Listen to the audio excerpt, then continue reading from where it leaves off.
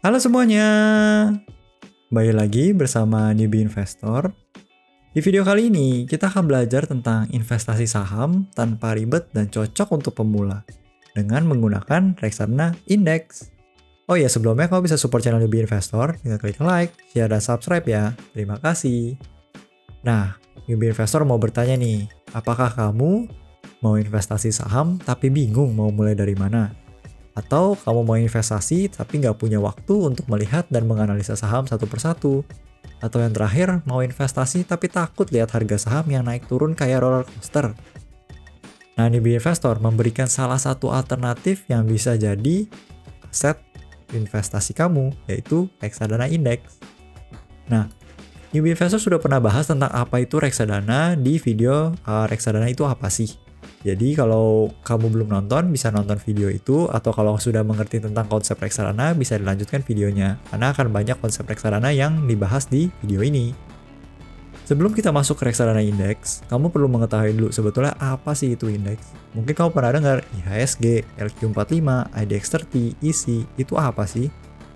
Indeks itu adalah sebuah indikator atau pengukuran dari sebuah market atau sebuah bagian kecil dari market. Biasanya, indeks juga digunakan sebagai acuan performa dari sebuah portofolio. Nah, Newbie Investor ada dokumen yang Newbie Investor dapatkan dari Bursa Efek Indonesia atau Indonesia Stock Exchange.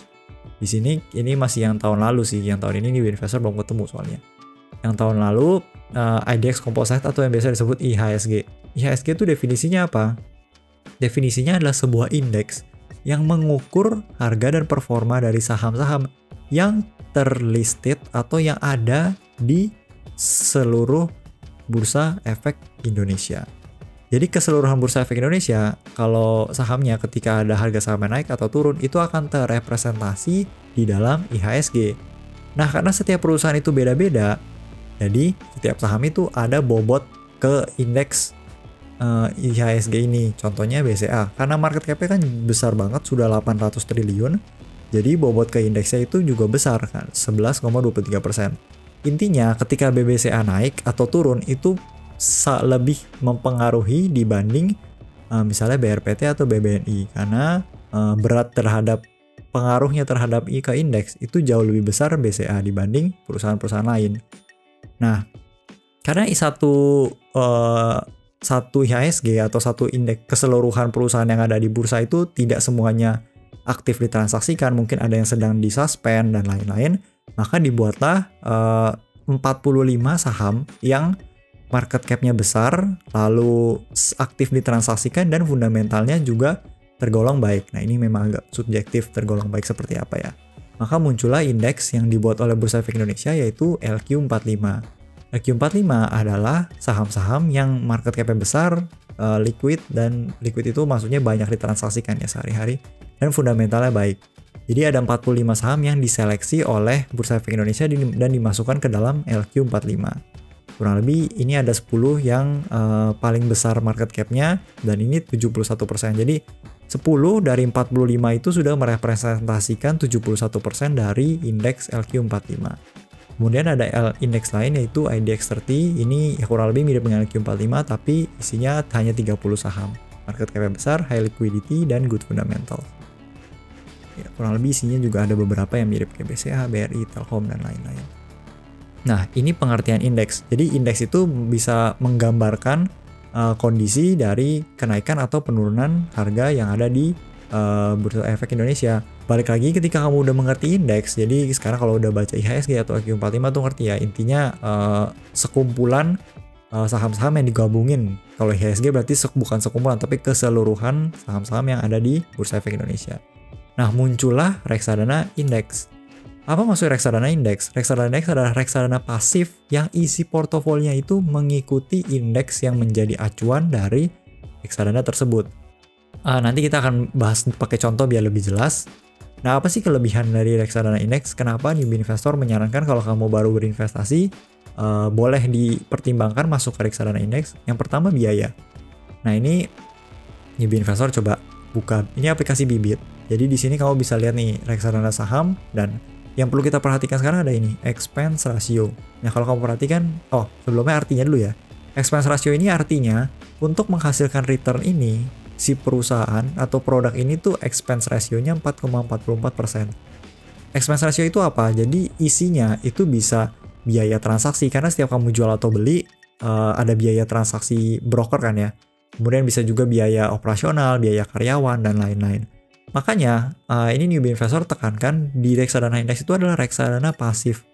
Jadi dia tidak aktif dijual beli, bukan reksadana aktif. Nah, sehingga harusnya expense rasionya pun akan lebih kecil karena tidak aktif dijual belikan, karena setiap jual beli itu kan ada biayanya. Makanya kalau mau perhatikan ini rata-rata 4%, 2,6, 4%. Nah, yang kita akan coba contoh dan pelajari lebih dalam itu di BNI AM Index IDX30. Ini kalau kamu perhatikan itu expense rasionya hanya 1,59%. Dibanding yang lain 3%, ini bahkan 5%. Nah, dan satu lagi nih, Afris IDX30. Ini expense rasionya 1,89%. Ntar kita pelajari lebih dalam. Nah, jadi yang pertama biayanya dibanding reksadana umum atau reksadana aktif, reksadana indeks itu jauh lebih kecil. Nah, kenapa ini biaya juga penting? Di Investor udah ada kalkulator ini, websitenya kamu bisa akses di bawah seperti biasa. Oh ya, tadi dokumen Bursa Efek Indonesia juga kamu bisa akses di bawah kalau kamu mau lihat-lihat. Nah, misalnya nih, kamu investasi 10 juta, awalnya ada 10 juta, setiap tahun kamu tambah 12 juta. Maksudnya setiap bulan 1 juta, 1 juta. Dan expected-nya dalam 1 tahun itu return-nya 10%. Dan durasi investmentnya 10 tahun. Expense rasionya ketika 4%, itu kamu bayar ke perusahaan manajer investasi itu sampai 41 juta rupiah. Jadi uang kamu nih dari hasilnya itu cuma dapat 176 juta, kepotong 41 juta. Jadi dia 41 juta ini dimakan sama manajer investasi. Bayangkan kalau expense rasionya ini cuma 1%.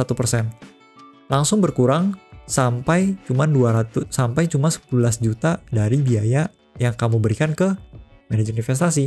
Ini kalau kamu ulang ya. Jadi dari 41 juta jadi cuma 11 juta. Beda 30 juta dalam waktu 10 tahun expense ratio di 1% dibanding 4%. Dimana kalau 5% ini bisa udah hampir 40 juta.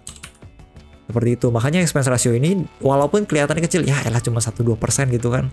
Tapi kalau dalam jangka panjang itu bisa ngefeknya dahsyat banget karena ada yang namanya compound interest. Ya kurang lebih seperti itu. Nah, yang pertama biaya. Nah, yang kedua auto diversifikasi. Nah, ini kamu perlu mengerti dulu ketika ini konsep reksadana yang umum sih. Jadi ketika kamu berinvestasi dalam sebuah reksadana, itu kamu langsung terpapar dengan keseluruhan reksadana yang ada di dalam keseluruhan saham yang ada dalam reksadana tersebut. Jadi contohnya nih, ini Afris Index IDX30 itu 10 kepemilikan efek terbesar ya. Ada Astra Internasional, BCA, Bank Mandiri, dan lain-lain. Jadi ketika kamu masukkan uang ke dalam reksadana ini, langsung kamu terpapar ke keseluruhan saham yang ada di dalam reksadana ini. Bandingkan, misalnya kalau kamu mau beli Astra Internasional. Astra Internasional itu satu lotnya kalau nggak salah 500.000 ya. Jadi minimal kamu mau beli Astra Internasional, Bank BCA, Bank Mandiri, dan lain-lain. Ini kamu tambah ini. Satu lot berarti 500.000, ditambah 3 juta, ditambah Bank Mandiri, ditambah lain-lain. Itu kalau untuk satu lot. Itu kalau cuma satu lot ya dalam tanda kutip. Nah, dengan Afris Index 30 ini, minimum investasinya awal itu cuma 100.000. Jadi kamu dengan 100.000 rupiah, kamu masukkan ke Index IDX30, udah langsung terpapar dengan keseluruhan saham yang ada di dalam reksadana tersebut, reksadana ini. Nah, contoh lain ada BNI AM Index. Ini juga kurang lebih sama, bahkan ini minimum investasinya itu cuma 10.000 rupiah. Patokannya Index IDX30, dan ini adalah top efek itu maksudnya saham lah paling simpelnya. Jadi 10 saham yang ada di dalam portofolio ini. Ada ASI, BBCA, BNI, dan lain-lain. Seperti yang tadi investor sampaikan, misalnya nih kamu mau beli satu lot aja Unilever, itu kan minimal kamu perlu keluar 800 ribuan untuk beli satu lot aja. Sedangkan dengan kamu berinvestasi misalnya 100.000, kamu langsung terpapar dengan keseluruhan saham ini. Oke, lanjut ya. Kelebihannya atau diversifikasi. Ketiga, investasi awal yang sangat kecil. Cuman dari 100.000 kamu juga udah bisa. 100.000 bahkan 10.000 udah mulai bisa berinvestasi di reksadana indeks. Jadi kamu udah bisa menikmati return saham walaupun memang secara rata-rata. Jadi diversifikasi. Nggak. Ketika ada satu saham yang naik, memang naiknya tidak, investasi kamu tidak akan naik drastis, tapi terbagi menjadi rata. Jadi kalau ada yang turun juga akan terbagi menjadi rata resikonya. Jadi nggak perlu riset nih, kamu nggak perlu pusing-pusing, aduh laporan keuangannya gimana dan lain-lain.